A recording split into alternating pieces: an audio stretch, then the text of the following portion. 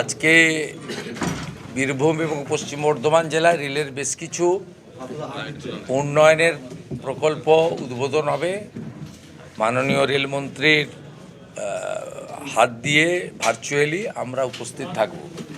স্বাভাবিকভাবে দীর্ঘ তো প্রেস কনফারেন্স করা যাবে না, প্রথমে যদি প্রশ্ন থাকে নিয়ে নেন। আমার একটা বিষয় আছে, আমি রাখছি। দাদা, আনন্দপুর কাণ্ডে যিনি ফরেনসিক এক্সপার্ট টিমের হেড ছিলেন তাকে সরিয়ে দেওয়া হলো। মূলত কারণ হিসেবে যেটা উঠে আসছে, তিনি একজন ডিএনএ প্রোফাইল যারা করে তাদেরকে নিয়ে যেতে চাইছিলেন, একজন অধস্তনকে সেই জায়গায় নিয়ে আসা হলো।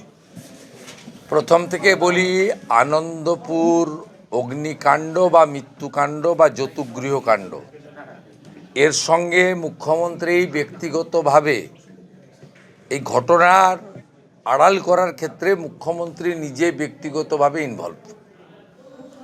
কারণ ডেকোরেটরের মালিক যিনি গ্রেপ্তার হয়েছেন তিনি যেমন অভিযুক্ত, সাথে সাথে ও মোমো বলে যে সংস্থার মোমো তৈরি করার গ্যাস ওভেন থেকেই বা গ্যাস সিলিন্ডার থেকে আগুনটা ছড়িয়েছে, তার সঙ্গে মুখ্যমন্ত্রীর ব্যক্তিগত সম্পর্ক তার দল এবং সরকারের তো আছেই।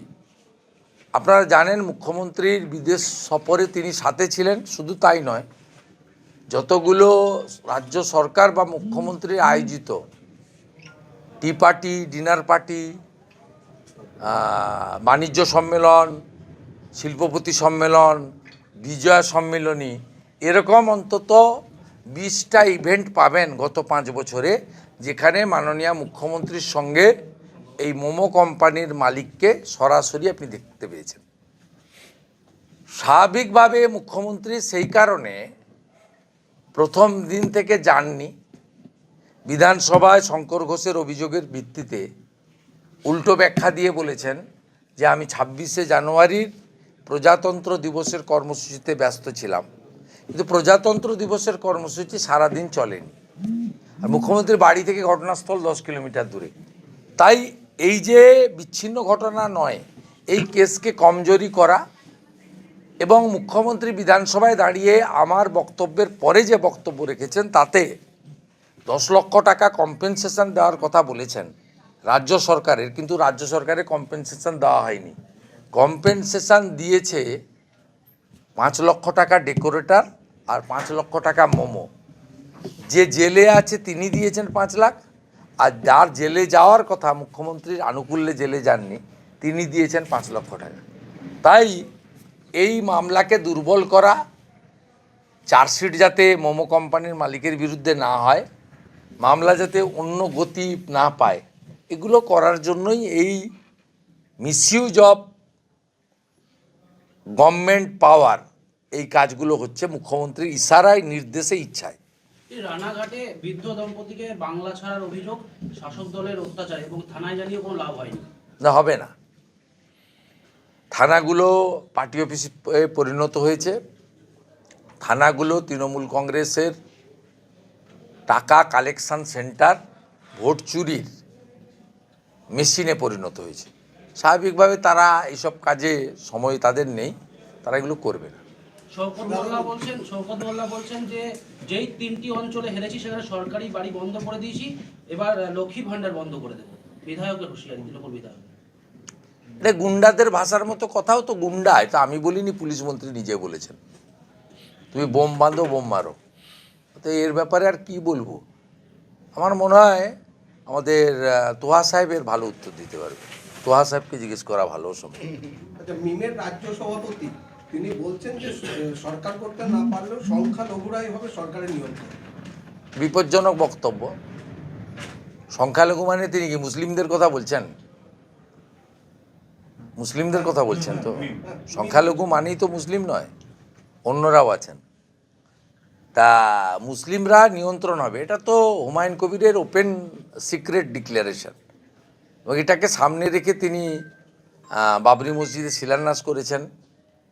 এবং আগামী 12 তারিখে নদিয়া জেলার পলাশী থেকে ইটাহার পর্যন্ত 175 কিলোমিটার ব্যাপী বাবরি যাত্রা হচ্ছে।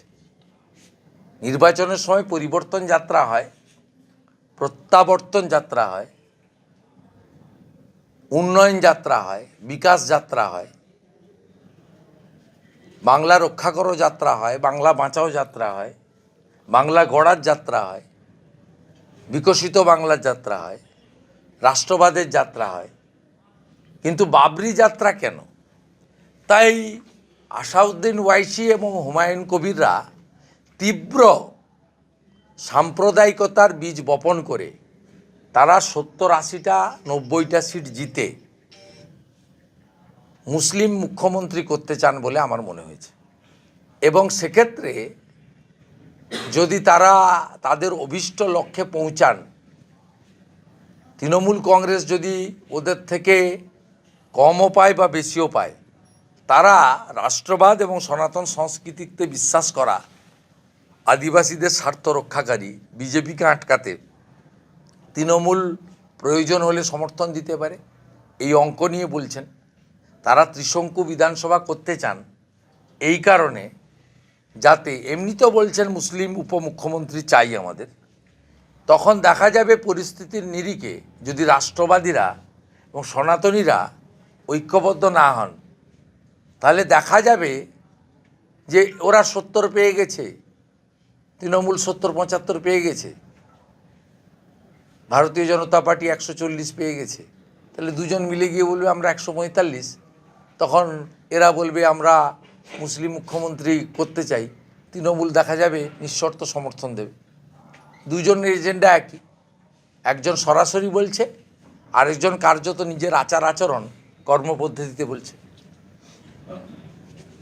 গতকালকে যেদিনকে বিধানসভার শেষ দিন, শেষ অধিবেশন, সেদিন একটা পঞ্চায়েতের ক্ষেত্রে একটা সংশোধন আনা হলো এবং 2.5 বছরের সময়সীমাকে 3 বছর। সেটা কাজল কেষ্টর জন্য 19 ফেব্রুয়ারি 2.5 বছর হয়ে গেলেই বোম মারা আরম্ভ হতো, ভাঙড়ে আরম্ভ হতো, বীরভূমের দিকে দিকে আরম্ভ হতো। কারণ কেষ্টর মনোনীত প্রধানদেরকে, পঞ্চায়েত সমিতির চেয়ারম্যানদেরকে বা জেলা পরিষদের সভাধিপতিকেও কাজল সরাতে চায়, আবার কাজলকে সভাধিপতি থেকে কেষ্ট সরাতে চায়। 2.5 বছরের ফর্মুলা থাকার জন্য সরাতে পারছিল না। 19 ফেব্রুয়ারির পর থেকে সরানোর উদ্যোগ শুরু হতো, উভয় পক্ষের বোমাগুলি চলতো, পুলিশ দিশেহারা হয়ে যেত,